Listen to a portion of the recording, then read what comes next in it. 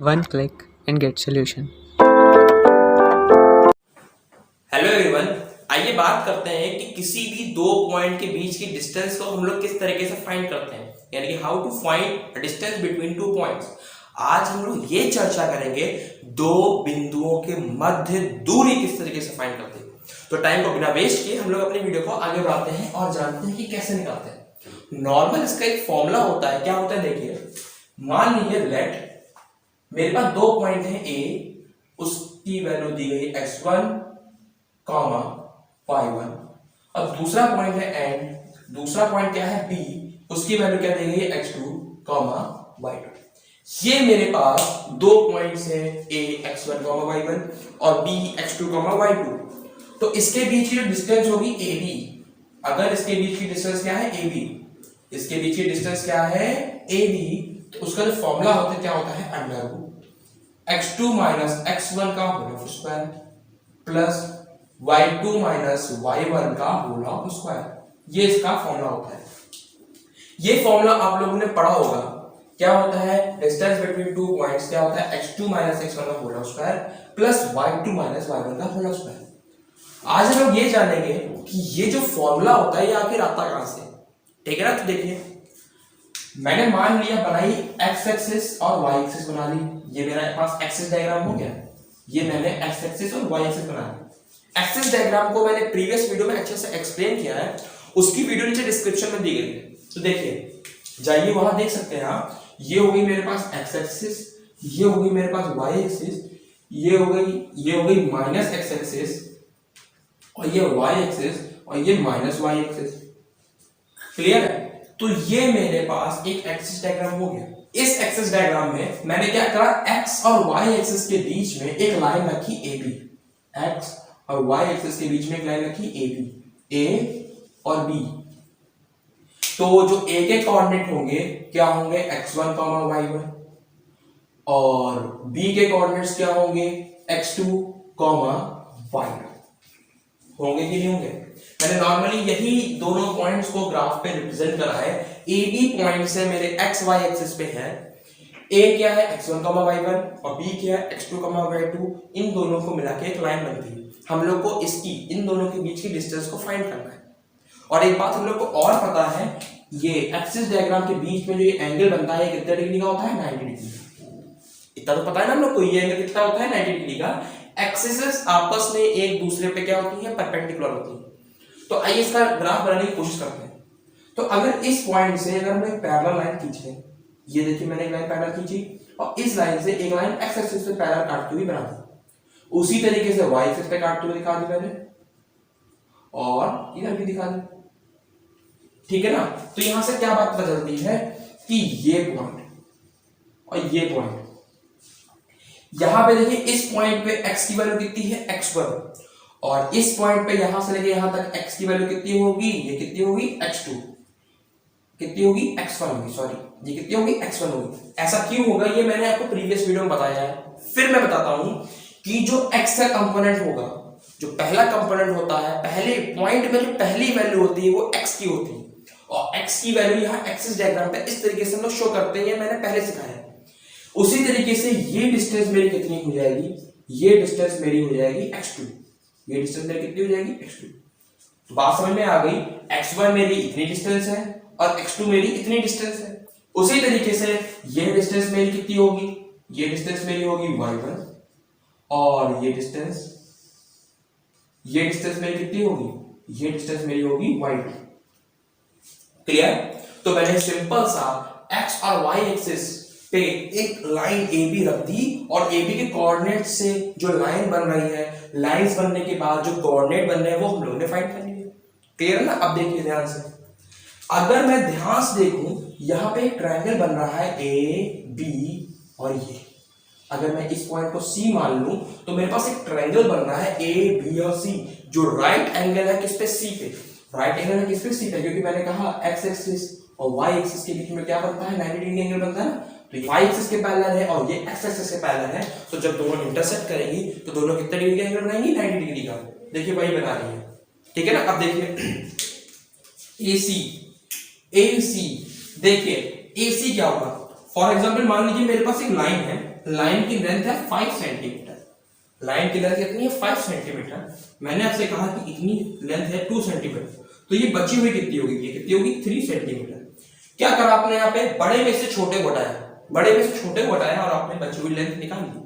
उसी तरीके से अगर करना चाहे तो मेरे पास अगर ये x2 है, ये मेरे पास x2 है और इतना x1 है, तो इतनी बची हुई डिस्टेंस कितनी होगी, x2 माइनस x1 होगी ना, यही तो काम है, x2 है x1 है, तो ये बची हुई डिस्टेंस कितनी होगी, x2 माइनस x1, यही तो होगा ना मेरे पास।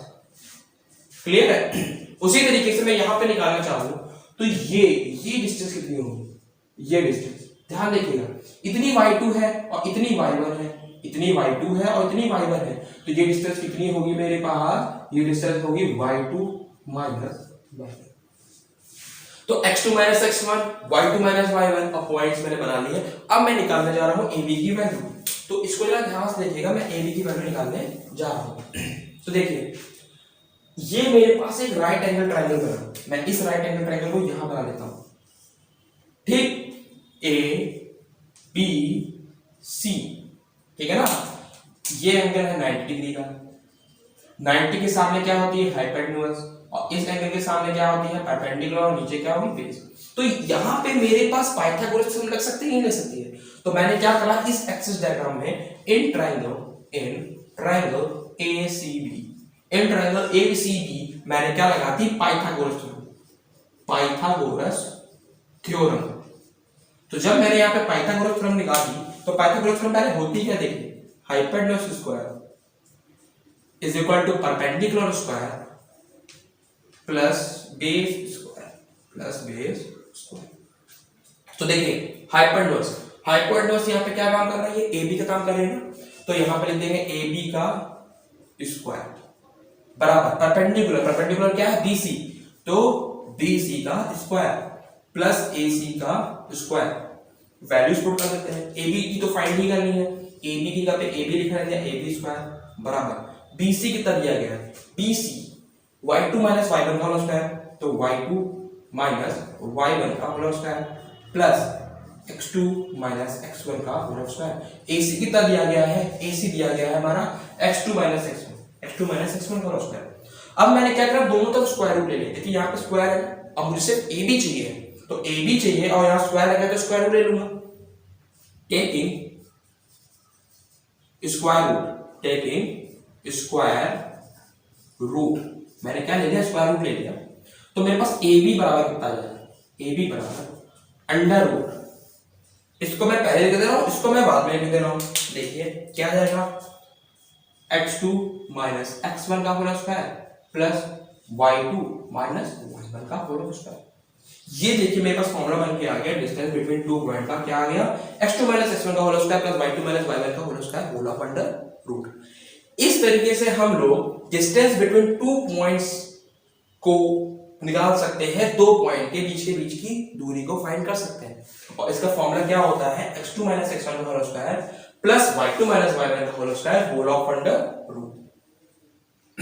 अब देखिए यहां पे बच्चे माइनर मिस्टेक्स कहां करते हैं, पहली मिस्टेक ये करते हैं, वो लोग ये नहीं पता कर पाते हैं किस पॉइंट को x1, y1 माने और किस पॉइंट को x2, y2 माने।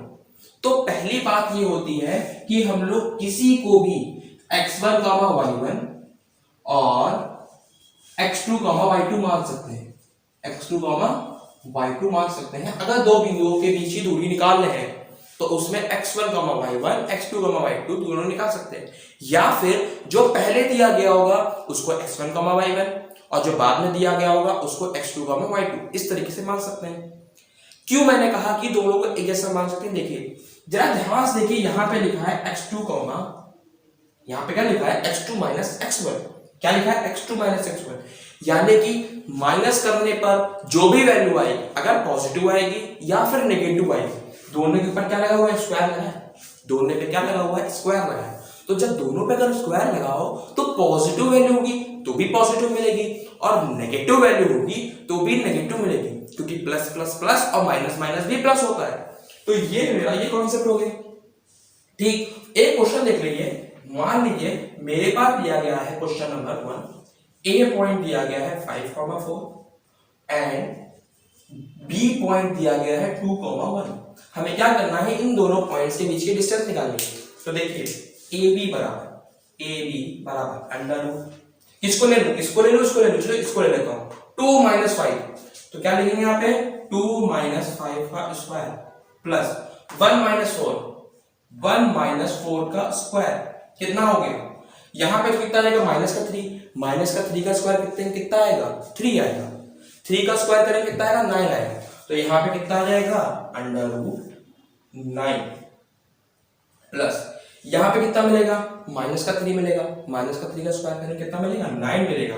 तो मेरे पास 9 + 9 आ गया। तो 9 + 9 कितना मिलेगा, 18। और जब इसको सॉल्व करेंगे तो इसकी वैल्यू कितनी आएगी, 3√2। ये मेरे पास ए बी आ गया, ये मेरे पास क्या आ गया, ए बी आ गया। तो इस तरीके से नॉर्मली हम लोग किसी भी दो पॉइंट के बीच की डिस्टेंस को निकाल सकते हैं। किस फॉर्मूले का यूज करके, x2 - x1 का whole square plus y2 - y1 का होल ऑफ स्क्वायर। तो इस तरीके से हम लोग दो बिंदुओं के बीच की दूरी निकालेंगे। आइए देखिए, क्या देखिए, मान लीजिए मेरे पास लिखा है x - 2 का होल ऑफ स्क्वायर। क्या लिखा है, x - 2 का। मैंने क्वेश्चन सॉल्व करा, क्या आया, x - 2 का होल स्क्वायर। तो क्या होगा, x स्क्वायर प्लस 4 माइनस का 4x। फॉर एग्जाम्पल इसको ये लिख लीजिए, 2 - x का होल स्क्वायर। तो इसको भी तो ये लिखेंगे ना, x2 का square 4 plus x square minus का 4x। देखिए वही चीज सेम है कि नहीं सेम है। तो मैं बस यही बताना चाह रहा हूं कि जो पॉइंट्स होते हैं उनमें से किसी को भी x1, y1 और किसी को भी x2, y2 मान सकते हैं। देखिए दोनों पे करने पे देखिए सेम वैल्यू आएगी कि नहीं आएगी। दोनों को मैंने अलग अलग माना, और दोनों की वैल्यू क्या है, सेम है। तो इस तरीके से दो पॉइंट के बीच की हम लोग डिस्टेंस को फाइंड कर सकते हैं। आज की वीडियो में हम लोग ने इतना जाना, क्या दो बिंदुओं के बीच की दूरी कैसे निकालें। नेक्स्ट वीडियो में मिलते हैं नेक्स्ट टॉपिक के साथ। हाँ, कोई भी डाउट हो इससे रिलेटेड टॉपिक में कोई भी क्वेश्चन है तो डिस्क्रिप्शन में हम लोग का व्हाट्सएप ग्रुप का लिंक दिया गया है, या फिर कमेंट कीजिए नीचे और अपना कोई भी क्वेश्चन हम लोगों से पूछिए, उसका आंसर हम लोग देंगे। मिलते हैं नेक्स्ट वीडियो में, तब तक के लिए बाय।